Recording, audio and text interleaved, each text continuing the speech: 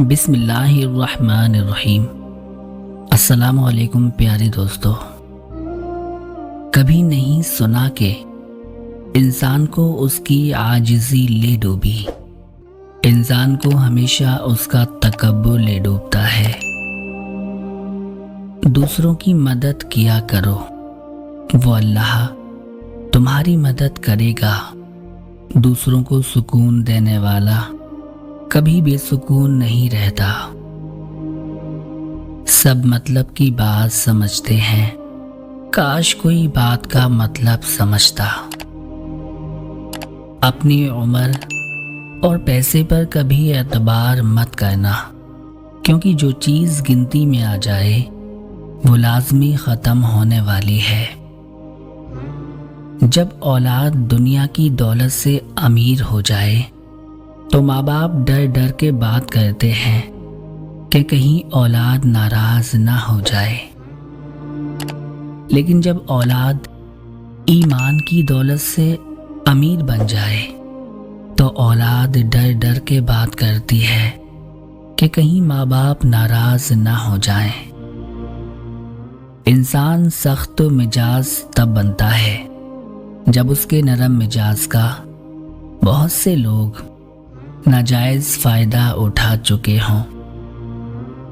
جنازے کی نماز پڑھنے کے لیے لوگ دوسروں کے ملکوں سے بھی آ جاتے ہیں، لیکن فرض نماز پڑھنے کے لیے مسلمان محلے کی مسجد تک نہیں جاتے۔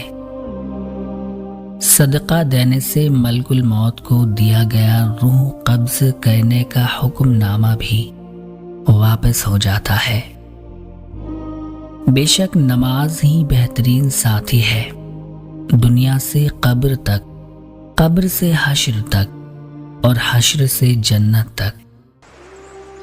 بیٹے کو اتنا پڑھاؤ کہ جہیز مانگنے کی ضرورت نہ پڑے، اور بیٹی کو اتنا پڑھاؤ کہ جہیز دینے کی ضرورت نہ پڑے۔